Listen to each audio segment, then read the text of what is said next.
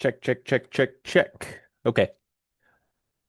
So this is going to be week two, finish up week two, and we'll go through week three. So when we left off on week two, we left off right here on the four forces of flight. What we're going to do today, first we have to go over some definitions here.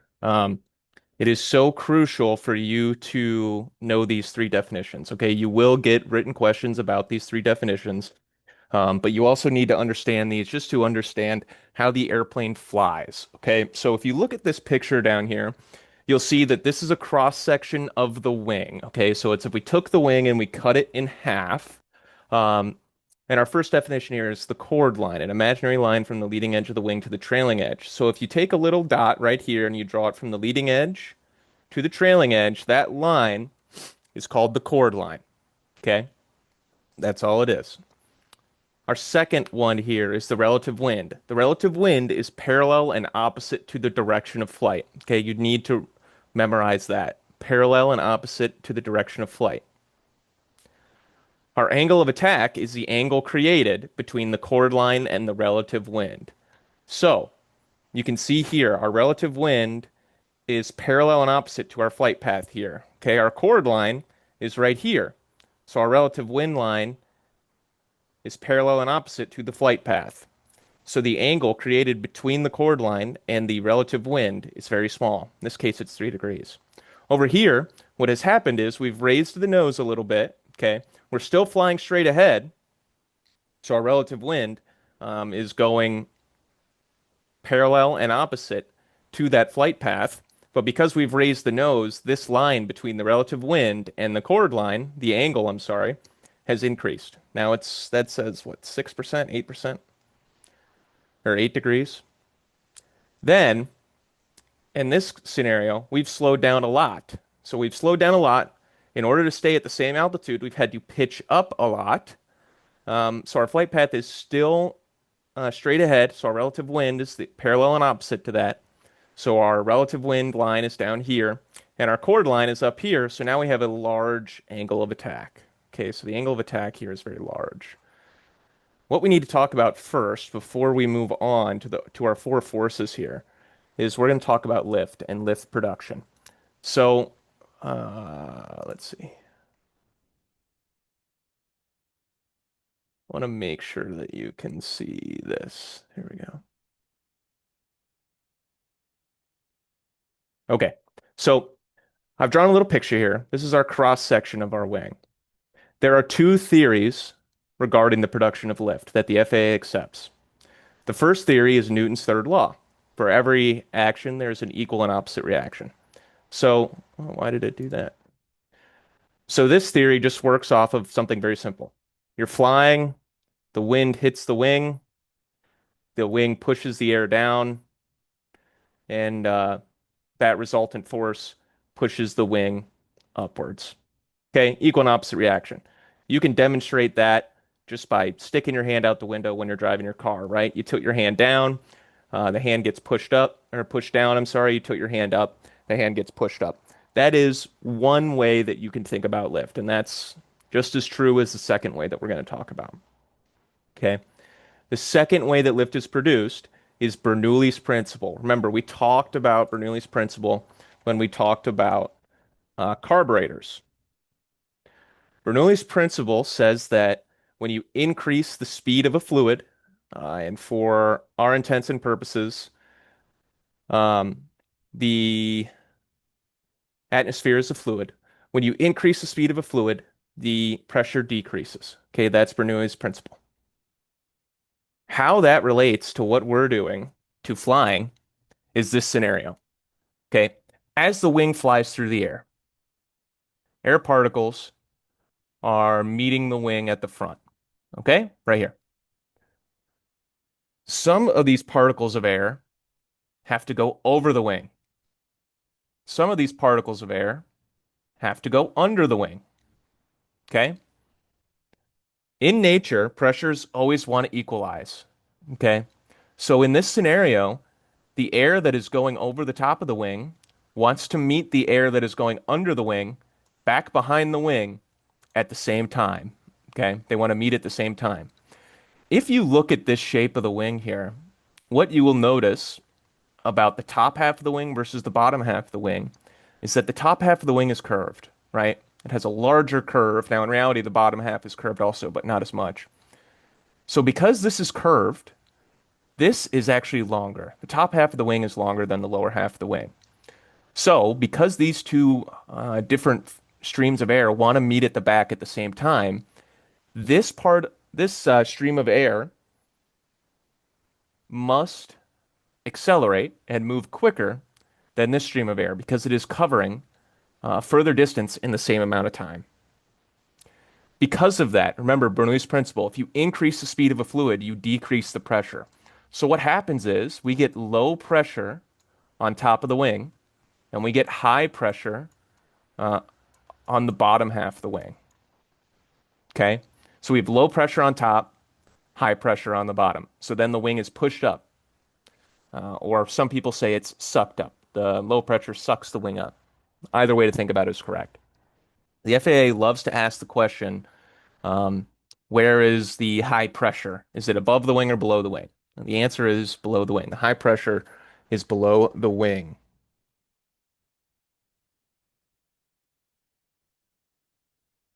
All right. So moving on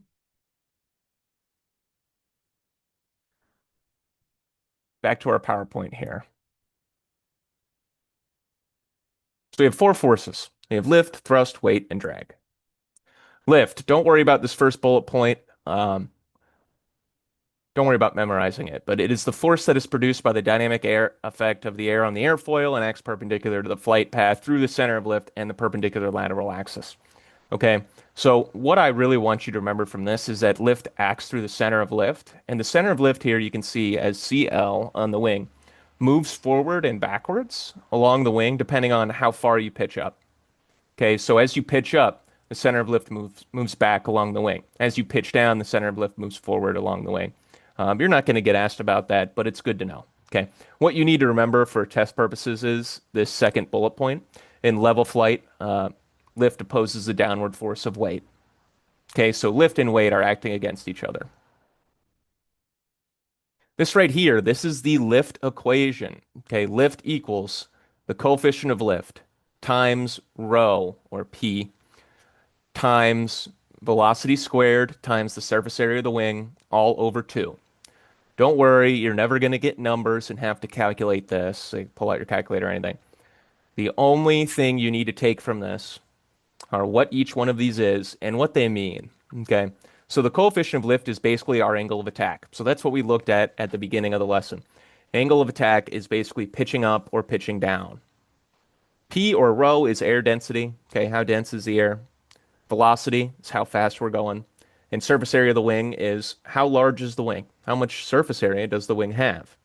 You'll notice two of these are in red. Okay, the two things that are in red are the two things that we control. We control the coefficient of lift, or the angle of attack, and we control the velocity. Okay, so anytime that we change one of these things, the other has to change, or else we will climb or descend. So if you're in level flight and you slow down, you need to increase the angle of attack because you need to increase the amount of lift that you've just lost by slowing down, or else you will descend. If you speed up in level flight, you need to decrease the angle of attack, or else you will climb. If you raise the angle of attack in level flight and you don't slow down, you're going to climb. See how that works? So, what you need to remember is there are two things that I can do that are going to affect the amount of lift that I'm creating. I can either increase the angle of attack, pitch up or pitch down, or I can increase or decrease my velocity. This right here is the lift over drag curve. Okay. The green line right here is charting how much lift you are producing divided by how much drag you are producing based on your angle of attack. The important thing to remember from this chart, what they will ask you about, is this dot right here. Okay, this point is called the lift over drag max. It is the angle of attack at which you are producing the most lift for the least amount of drag. You can see after that, as you increase your angle of attack, your lift over drag ratio goes down. What you need to know is that this L over D max corresponds to your best glide speed. So your best glide speed, or VG, um, in this case, is about 6 degrees angle of attack, which will translate to a certain speed in your aircraft. The 172s, it's always about 70. The Diamond, it's 65, I think. But that's what the question, the written question would be. It'll be, what does your lift over drag represent? Well, it's your best glide speed. Okay. You can see here this red line right here. This is your just your coefficient of lift, just the total lift that you're producing based on your angle of attack. You see it goes up, up, up, up, up, up, up, reaches a maximum point, and then it drops off. This angle of attack right here is your critical angle of attack, okay, which we're going to talk about here in a second.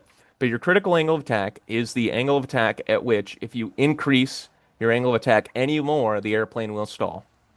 Okay? Just so happens that your critical angle of attack, you're producing the maximum amount of lift, but then if you increase your angle of attack past that critical angle of attack, you stall. You stop producing lift rapidly. So those are the two things you could possibly get a question on this chart. So here we have the critical angle of attack. Okay. So let's go forward one slide first. The stall, or a stall condition, is the separation of smooth airflow over the wing. This occurs when the angle of attack is increased beyond the critical angle of attack. So you can see here, we can go back here actually. Right now, we've got smooth airflow over the wing. Okay, we're at a moderate angle of attack. The airflow is still coming over, and what it does is it kind of sticks to the top of the wing, and we're flying fine. You get to your critical angle of attack right here, 16 degrees. This airflow is starting to become disrupted. Okay, it's losing the stick to the top. You pass that critical angle of attack, and now the air cannot get over the top of the airfoil. It's no longer creating lift because you've exceeded the critical angle of attack. This air cannot reach over the airfoil. You can see here, they're pretty close to their critical angle of attack. They exceed it. The air can no longer get up and over the wing to create lift. And the airplane is stalled. So it's really easy to fix this condition. All you need to do is pitch down, get the airplane flying again. That's it. You've been doing your flight training, or if you have been doing your flight training, you'll know this. Yeah. So here's just a couple definitions you need to know. Aspect ratio is the ratio of the wing's chord length to the wingspan. So how thick are the wings versus how long are the wings? A very high aspect ratio is a good thing. Um, so you can see gliders here have a very high aspect ratio compared to our Piper Cherokee here. This is because they don't have an engine, right? So they need to produce a lot of lift with these wings and with their angle of attack because they can't really change their velocity except for pitching down or pitching up. It'd be great if we could build airplanes like this. They do build some like this, but it'd be a total pain in the butt to taxi around the airport with super long wings like this. And it adds weight and it adds hangar space, right? You couldn't fit into most hangars. Wing area. So this is really about the planforms. The wing planforms here are the shape of the wing. Engineers decide how they want to shape their wings based on what characteristics they want the airplane to have. The most common that you're going to see is going to be the swept-back wing and the tapered wing. Swept-back wing here is found on high-speed airplanes. What it does is it allows the airplane to fly faster while keeping the air that is going over the wings from reaching supersonic speeds. We might talk about that later. It's not important for private pilots. What we do need to talk about real quick is the tapered wing here. So you'll see tapered wings normally with our 172s. A lot of trainer airplanes have tapered wings. The reason for this is the stall characteristics of a tapered wing are favorable. When a tapered wing aircraft begins to stall, the stall starts at the root right here, close to the body. Why that is good is we're going to maintain aileron control, which is out here, longer um, into the stall than if we were not tapered wing. Okay, so controllability, that's the reason that it's shaped the way it is. Angle of incidence here is the built-in angle of attack on a wing. It's decided by aircraft designers. If next time you walk up to an airplane from the side like this, look at the wing and you'll notice that it's tilted slightly up. It's not like bolted on straight. That is the angle of incidence. All right, drag. Drag is the force that resists movement of an aircraft through the air. There's two types of drag, parasite and induced. Parasite drag is all the forces that work to slow the aircraft. It's drag that's not associated with the production of lift, and you need to remember, they like to ask questions about this. Parasite drag increases as speed increases. So the faster we are going, the more of our drag is parasite drag. There's three types that we're going to talk about: form, interference, and friction. Form drag. Form drag is the portion of parasite drag generated by the aircraft due to its shape and the airflow around it. Okay. This is basically just how aerodynamic have you shaped whatever the surface is. So you can see down here, like a wing's shape is very aerodynamic. A flat plate is not. Interference drag, intersection of airstreams that creates eddy currents, turbulence, or restricts smooth airflow. So as you fly through the air here, you get air that sticks to this part of the airplane, and then you have air sticking to the wing, and those will come together right here and create eddies or turbulence. So they try to design aircraft with a very gentle intersection of those airstreams to reduce this drag.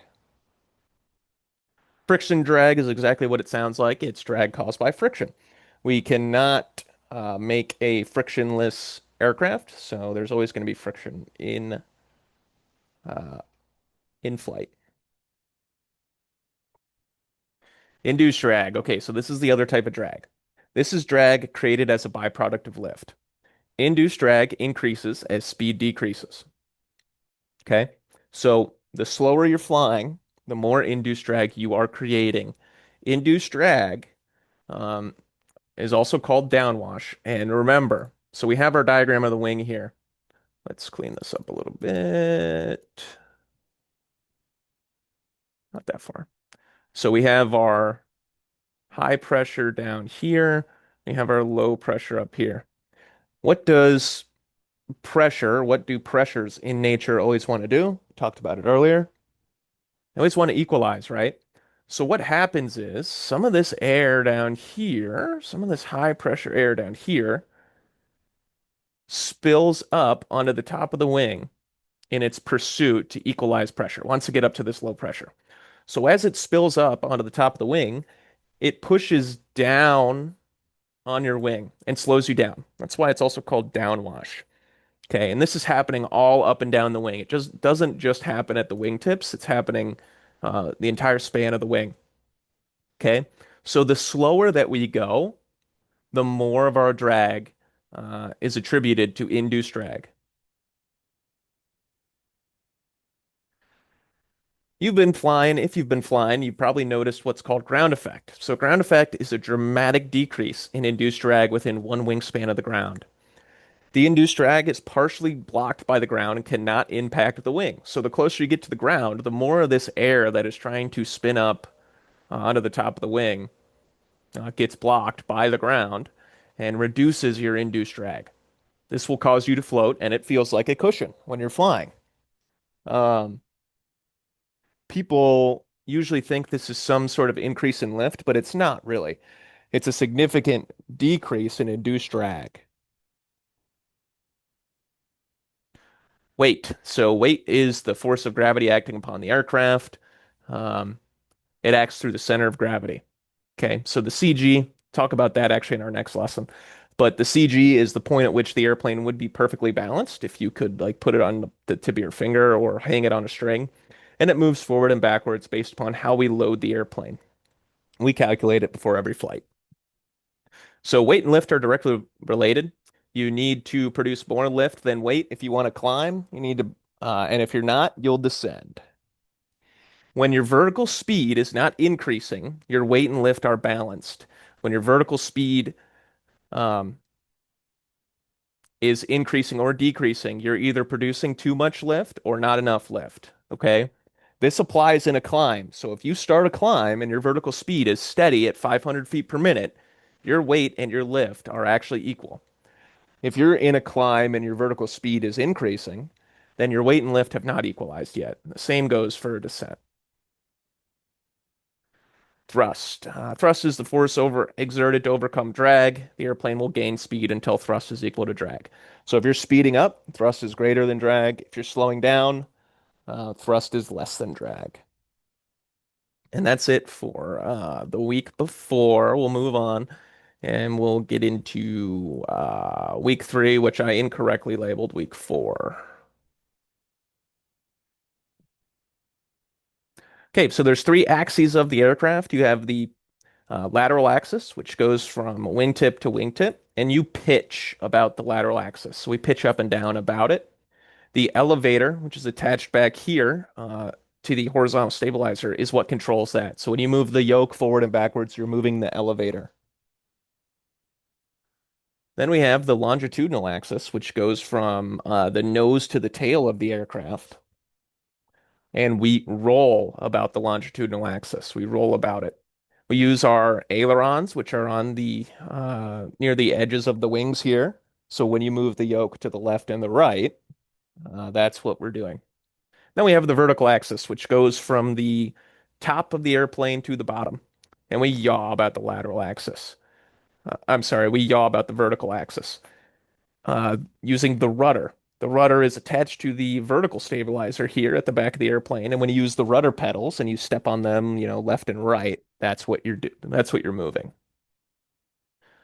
Stability is the inherent quality of an aircraft to correct for conditions that may disturb its equilibrium and to return to or to continue on the original flight path. So this is broken into two types, dynamic and static. Static is going to be your initial tendency or direction of movement back to equilibrium. So static stability is the aircraft's initial response to a disturbance. So you can see down there in the bottom left, there's three types. There's positive, neutral, and negative.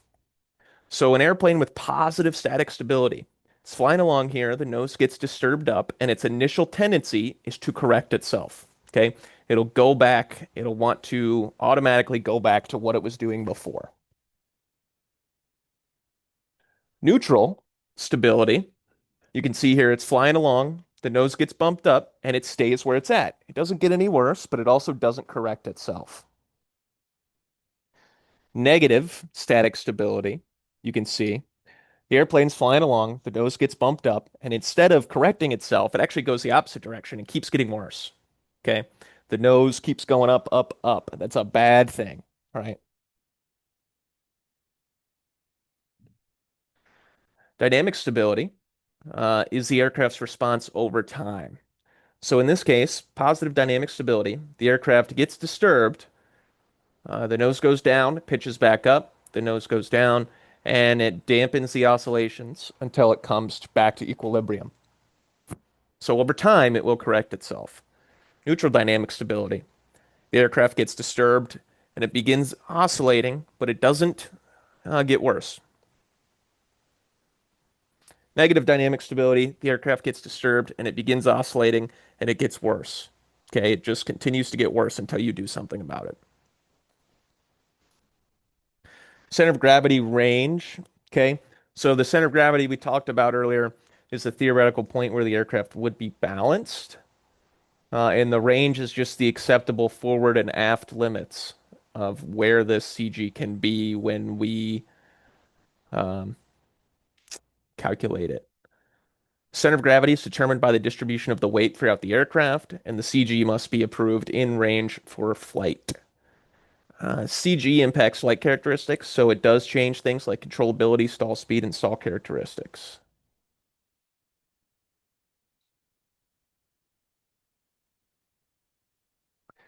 So we have three left turning tendencies that we're going to talk about. The first one is Newton's third law of motion. Well, it's torque, which is caused by Newton's third law of motion.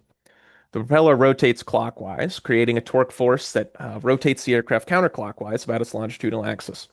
So remember, we talked about each action, there's an equal and opposite reaction. So as the prop spins to the right from our perspective, there's a reaction, a reactionary force that spins to the left. When you're on the ground, when you're taking off specifically, this is felt on this left tire here, and that's why the airplane pulls to the left. So this force is greatest at high power settings. So when you're taking off, you're using a high power setting. It's going to push down on that left tire. Gyroscopic precession. So we talked about gyroscopes last week. As an aircraft pitch is changed, that force is applied 90 degrees in the plane of rotation, which results in a left yaw. So remember, when we talked about precession, it's that whole force applied to a gyroscope is felt 90 degrees along the plane of rotation. So since the prop spins to the right, when we raise the nose, that force is felt as a left yaw. Okay, so when you pitch the nose up, the reason that the airplane wants to go to the left is this gyroscopic precession.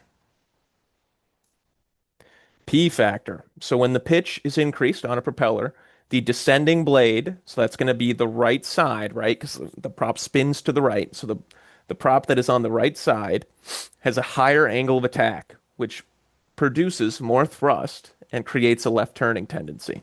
So you can see here on this diagram, the right side is producing more thrust than the left. When you pitch the nose up, okay, that makes the airplane want to pull this way to the left. Because of that, you need right rudder. So stop for 1 second and think. When we're taking off, okay, we start out with torque, which pulls the airplane to the left on the ground. Then we pitch the nose up and we get gyroscopic precession, which pulls the aircraft to the left. Also, when we pitch up, we get P factor, which pulls the aircraft to the left. That's why we need so much right rudder on takeoff. Then we have the spiraling slipstream. So the slipstream produced by the prop washes over the left side of the vertical stabilizer, causing the nose to yaw to the left. So you can see in this picture, this force, this slipstream ends up pushing on the left side of the vertical stabilizer, pushing the tail to the right, which in turn pushes the nose to the left. And this happens, it happens all the time, but it's most prominent at high power settings. So the higher the power setting, the more right rudder you're going to need because of this. So all four of these are really prominent on takeoff because we're using a high power setting and we're pitching the nose up. Turning flight. Okay. So when you want to turn the aircraft, this is what it looks like. So we're in level flight. The airplane is producing lift and weight is counteracting it. All of our lift is acting up. When you want to turn, what you have to do, you can see here, this is a little easier to see. When you want to turn, you take some of this vertical component of lift and you trade it for horizontal lift. So now you have lift acting horizontally. Because of that, because we have traded vertical lift for horizontal lift, we have to increase the angle of attack. We must raise the nose, or else we will descend. Because we've taken some of our lift that was acting upwards, and it's not acting upwards anymore, it's acting to the side. Okay, so you have to increase angle of attack, or else you're going to descend. The steeper you bank, the more you need to raise the nose. Okay, this is why in steep turns, feels like you need to raise the nose a lot. When you split these two components of lift, your total lift ends up acting in the middle of them. It is some combination of these two. So your total lift is acting this way. Remember Newton's third law: each action equal and opposite reaction. So your resultant load is acting this way. It's the combination of centrifugal force, which is just the opposite reaction to horizontal component of lift, and weight, and that's going to act in the opposite direction of your total lift vector. Okay, so this is how you get load factor. This is your load here. Adverse yaw. So during a turn, the this is this diagram is showing a right turn. Okay, so it's turning this way. During a turn, adverse yaw is the airplane's tendency for the nose to swing to the outside of the turn. So you're turning right, the nose wants to swing to the left. You're turning left, the nose wants to swing to the right. The reason for this is the wing on the outside of the turn is producing more lift and more drag than the wing on the inside of the turn. Because it's producing more drag, this is kind of pulling backwards and it brings the nose to the outside of the turn. In order to counteract this, we just need to use a little rudder. Overbanking tendencies. As you increase your bank, the lift production on the outside wing or the wing that is up increases, and that causes the airplane to want to bank more. So you might notice that you need to use some opposite aileron to counteract this and keep the airplane from banking more.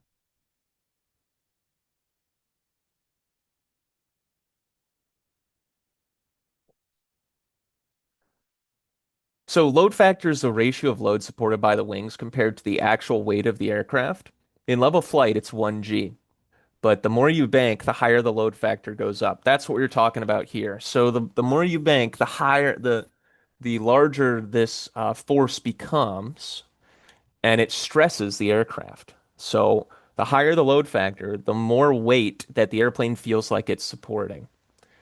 How you'll see this represented in a question will be your airplane weighs 1,500 pounds. You bank 60 degrees. How much weight are the wings supporting? So you'll have to go to this chart. You'll go to 60 degrees. You'll go up. You'll find the factor, which in this case is 2, and you'll multiply 1,500 by 2. 1,500 times 2, 3,000. That's how much weight the wings are supporting. Aircraft have load limits, and they're certified in different categories based on those load limits. Normal category is 3.8 positive Gs to 1.52 negative Gs, and utility is 4.4 to negative 1.7. Okay. The 172s, the diamonds, can move between these two categories based upon their weight and balance. You'll calculate that before you fly. Super simple. All right. Wake turbulence. So wake turbulence is induced drag. Airplanes are producing induced drag whenever their wheels are off the ground. Okay, so they're producing wake turbulence whenever their wheels are off the ground. Um, we are only concerned with wake turbulence of aircraft that are larger than ours. So we are not concerned about wake turbulence from other 172s, other diamonds, other single engine props, even twin engine props. Okay. Once you get up to turboprops and jets, that's when you're going to start being aware of wake turbulence and taking actions to avoid it. There's three situations where airplanes are producing the most wake turbulence. This shouldn't say lift, this should say wake turbulence. But when an airplane is heavy, so a very heavy aircraft, when an airplane is clean, meaning no flaps, meaning its flaps are up, and when an aircraft is slow. Okay, those three conditions, aircraft produce the most wake turbulence. What you'll notice is in all three of these situations, the aircraft will have a higher angle of attack than normal. So when an airplane is heavy, they automatically have to have a higher angle of attack than if they were lighter. When an airplane is clean, meaning no flaps, they have to have a higher angle of attack than if they had flaps deployed. And when an airplane is flying slower, they have to have a higher angle of attack. So the keys to avoiding wake turbulence are going to be avoid flying through another aircraft's flight path. So fly above it. If you have to fly behind someone, fly above them. Um, you want to rotate prior to the point at which the preceding aircraft rotated when taking off behind another aircraft. So if another aircraft just took off, you need to make sure you make a note of where they took off from, and you want to take off before that. You want to avoid following another aircraft on a similar flight path at an altitude within 1,000 feet. Okay, so you want to be above them or below them by more than 1,000 feet. And if you're approaching the runway above a preceding aircraft's path, when landing behind another aircraft, you want to touch down after the point at which the other aircraft wheels contacted the runway. So what this looks like here is when you're flying through the air here, this airplane is producing wake and the wake is sinking. Okay? So if you're above them, nothing to worry about. But if you're below them, you might get caught in the wake. You can see here what we were talking about on the other slide. So if an airplane is coming into land, you need to make note of where their wheels touch down because that's where they stop producing wake. So I watch them, they come down, they touch down here. Okay, if I'm coming in behind them, I need to touch down past this point. Okay, if I'm taking off after these guys, I need to rotate after this point. What if I am taking off behind this guy? So I saw him, he took off, his wheels took off, they got off the ground right here. So I need to take off before this point, and then I need to either out climb this wake, so I need to climb better than they were, or I'm going to turn as soon as it's safe off of their flight path, so I'm not sitting in their wake. Okay. Um, Close to the ground, wake turbulence can be very dangerous. The other thing that you can do in this situation when you're taking off is you can wait. So if someone comes in to land or just took off, you can wait 2 minutes is what they recommend to wait for the wake to go away. Um, ATC at towered airports usually monitors this for you, like they will wait for you, won't clear you. But sometimes if they're not paying attention or something and they try to clear you sooner than you're comfortable with, just tell them no. Don't let anybody put you in a situation that you don't want to be in.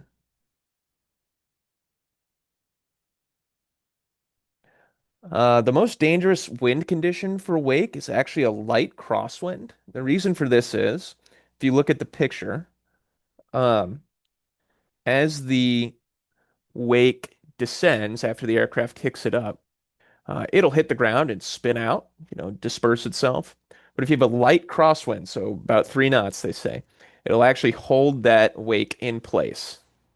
Okay. A heavy wind will just blow it away. Collision avoidance. Okay. So as we're flying along, um, we are VFR, or visual flight rules. Because of that, it is always our responsibility, no matter what, to maintain separation from traffic. We need to use all resources available. Rules, radio, ADSB, ATC, etc. So the visual scan, the FAA likes to tell you that you should break the windscreen up into 10-degree segments. You should focus for at least 1 second per section. Um, if an aircraft is on a converging path with you, it will not move in your vision. It'll look like it has no relative movement, like it's not moving left or right. You need to do some sort of evasive action. You need to get out of the way because by the time they start getting bigger, it's going to be too late. Empty field myopia just relates to the condition that when you look at a featureless sky, your eyes will focus 10 to 30 feet in front of you. And what this means is that any dirt on the windscreen is going to look like an airplane. At night, your eyes tend to focus 3 to 6 feet in front of you. Operation lights on. The FAA wants you to operate with all your lights on, even during the day, because it makes you more visible to other airplanes. Clearing turns. So before you do any maneuver, you need to clear the area. This can be 180-degree turns. I always did 90-degree turns with my students. Always turn to the left first. We'll talk about that why in a second. Right of way rules. Okay. So number one, an aircraft in distress has right of way over all aircraft. Okay. So an aircraft in emergency situation has the right of way over everyone. Number two, two aircraft approaching head on. Both aircraft give way to the right. So you're both going to turn right if you're approaching head on. Number three, this is the reason that you do your clearing turns to the left first. Number three, overtaking aircraft must pass the slower aircraft on the right. So if someone's overtaking you and you go to do a clearing turn, if you turn left first, you're not going to run into them. Number four, when two aircraft of the same category are converging, the one on the right has the right of way. And also in this situation, helicopters are considered the same category as airplanes. So if two airplanes are converging, the one on the right has the right of way. If a helicopter and an airplane are converging, the one on the right has the right of way. Converging craft of different categories, less maneuverable, has the right of way. So if a glider and an airplane are converging, the glider has the right of way. If airplane and a airship are converging, the airship has the right of way. Number six, an aircraft that is landing has the right of way. Number seven, uh, when two aircraft are preparing to land, whoever is lower has the right of way, but you should not use that to take advantage of the rule. So this means that you shouldn't, if you're going into land and someone else also is, you shouldn't just drop down lower than them to get in before them. Minimum safe altitudes. Over a congested area, you are required to be at least 1,000 feet above any obstacle 2,000 feet in front of you. I'm sorry, within 2,000 feet of you. So draw a little circle around you with a radius of 2,000 feet, and you have to be um, at least 1,000 feet above it.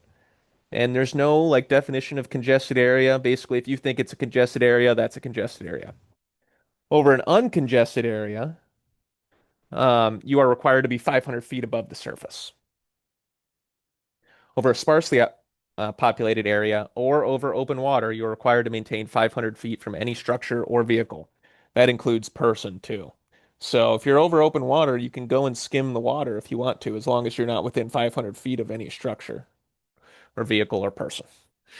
And then the grand caveat, so the one thing that you must obey at all times, is you must be at an altitude that will not cause undue harm to persons or property in the event of an emergency.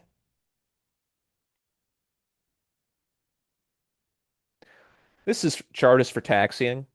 Um, when you taxi, you need to correct for the wind, or else you'll get blown off. You can get blown off the runway or the taxiway. So if the wind is coming from the front, you just put the aileron into the wind. So you'll dip the aileron to the right, or you'll dip the aileron to the left, and the elevator stays neutral. If the wind is coming from behind you, you want to dive away.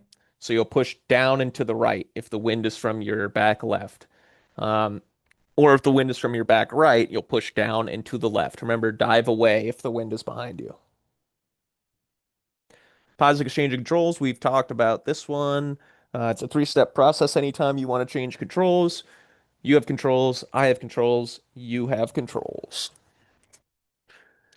Controlled airport. Controlled airport has a control tower, and you're required to be in communication with the tower when it is open. Okay, so when a towered airport, when the tower closes, it turns into an uncontrolled airport, and you just make reports on the traffic frequency.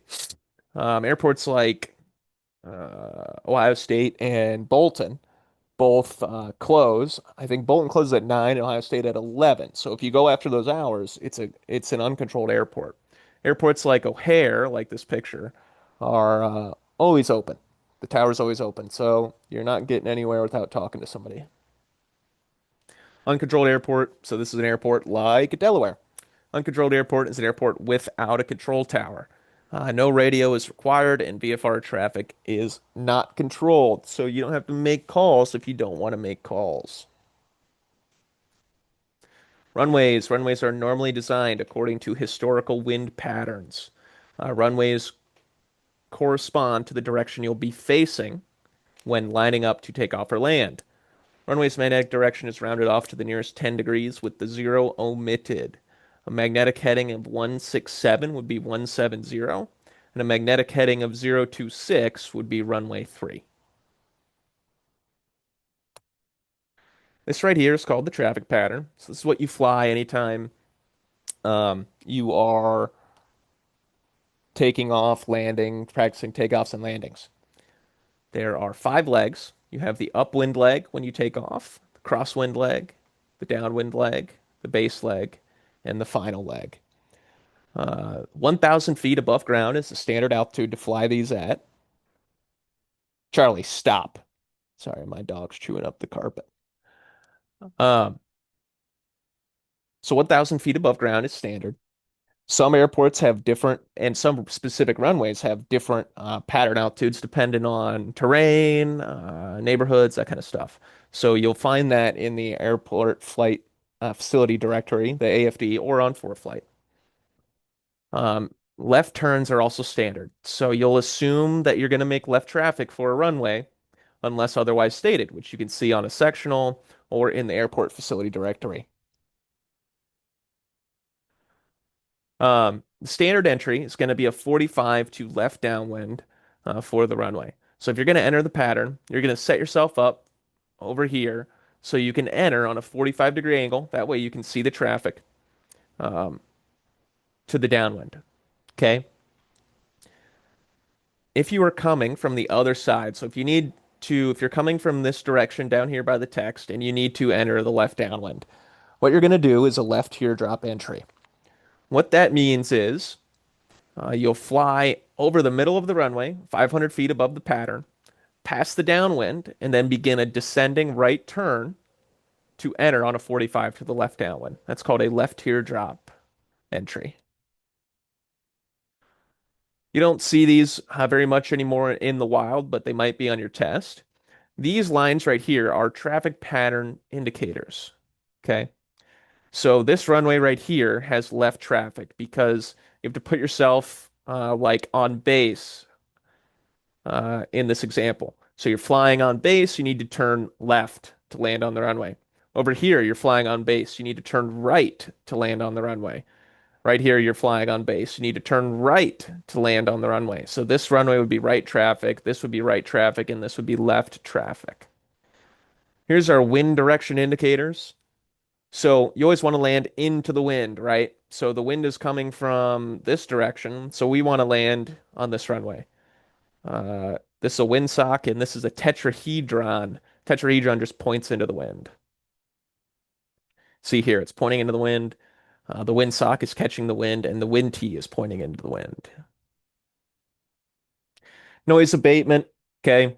So some airports have noise abatement procedures. They're trying to keep you flying quietly so you're not disturbing the people that live around or whatever. Um, Sometimes they restrict operational hours, or they prefer you to use a runway, or they can restrict operations like no touch and goes. The airport facility directory will have noise abatement procedures outlined for you. Runway incursions. So, runway incursion is any occurrence involving the incorrect presence of an aircraft, vehicle, or person on the protected area of a surface designated for takeoff and landing. Okay, so just remember that a runway incursion is when there's a person or a vehicle on the runway that's not supposed to be there. On the runway includes past the hold short line. Okay, you don't need to memorize these categories, but there's four categories. Land and hold short operations. So land and hold short may be requested by ATC at a controlled field. What this is they will ask you to land on a runway and stop for a certain point on it. Taxiway intersection, runway intersection. Um, my advice for you as a student pilot, even as a private pilot, never accept these. You do not, these are voluntary. Okay. NetJets, we are not supposed to accept them, and I don't. Okay, because I'm not quite sure if we can do it. And even if I think we can do it, would still have to run calculations and stuff to make sure, and I'm not going to do that. Okay, just say unable. Airport beacons here. So these are the easiest way to identify an airport at night. You need to know these for the written. The civilian airport will just be a white flash, then a green flash. The most common other one you'll see is the military airport, which is white, white, green, white, white, green. You turn on the airport lights using your radio. Not the beacon, though. The beacon should automatically be on already. But to turn on all other airport lights, you will click the mic key 3, 5, or 7 times, depending on how intense you want the lights to be, in 5 seconds on whatever the frequency for that is. Usually it's just the CTAF frequency. VASI. So the VASI is the visual approach slope indicator. Two bar VASIs provide a visual glide path that is normally 3 degrees, and the lights are visible from 3 to 5 miles during the day or 20 miles or more at night. The visual glide path of the VASI provides safe obstruction clearance within plus or minus 10 degrees of the runway center line to 4 nautical miles from the runway threshold. So how to read these is if it's white over white, you're too high. If it's red over red, you're too low. If it is red over white, you're on glide path. Tricolor Bassies, never seen one of these before. But it's just one light. And if it's amber, you're too high. If it's green, you're on the glide path. If it's amber, again, you're just slightly below the glide path. And then if it's red, you're too low. Plassey, I'm going to skip this. I don't know. I've never seen one of these before. I had to do some extensive research to even find this on the internet, so don't worry about it. The PAPI, the Precision Approach Path Indicator, is what we have at Delaware.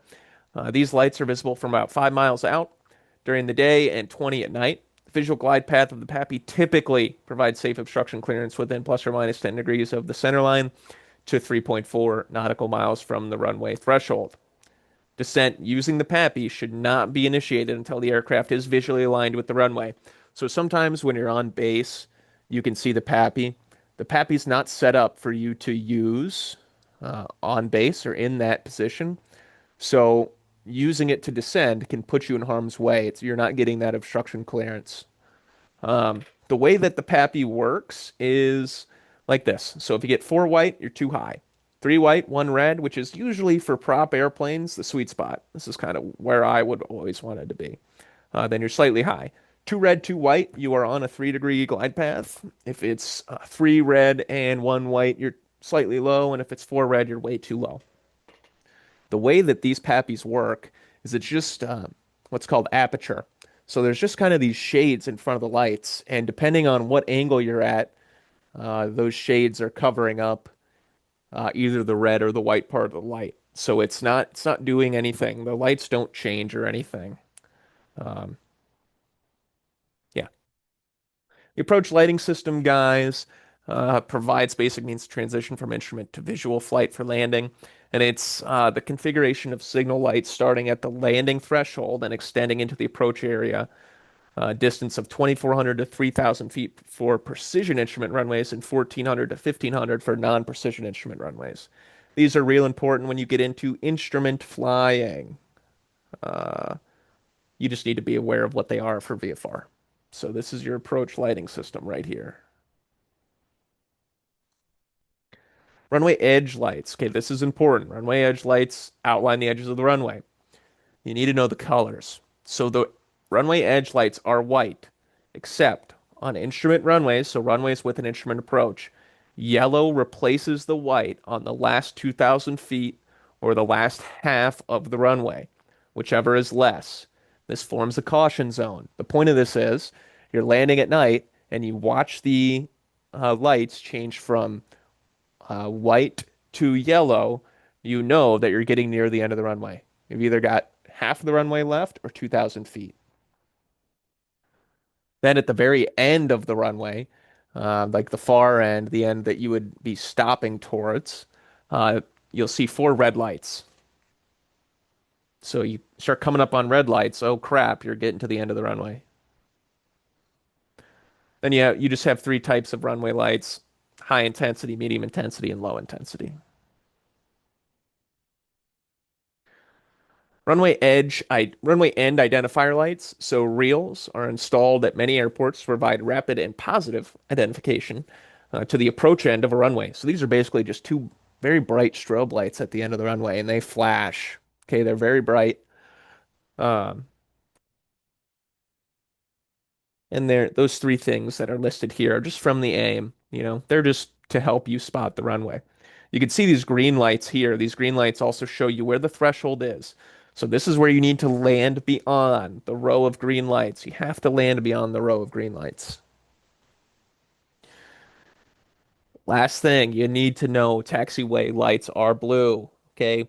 Because you don't want to accidentally taxi onto a runway thinking it's a taxiway. So if the edge lights are blue, you're on a taxiway. We don't have, most uncontrolled airports don't have centerline lights, but at the big airports they do. And taxiway centerline lights are green.